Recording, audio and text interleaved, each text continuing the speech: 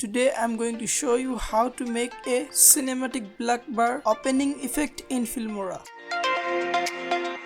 So let's add it on the timeline. Let's extend it so it fits the timeline, and I'm going to cut a small part of it. 3 seconds should be enough, so let's cut now. Right click on the clip and go to crop and zoom. Go to pan or zoom, click the inner part of the video and click custom. Center 2 parts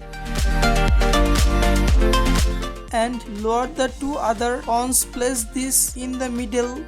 Click the swap icon down at the bottom and now there will open, and press this button down here. After that is done, press OK. Now the effect is ready. Don't forget to like this video, subscribe to our channel, and I'll see you guys next time.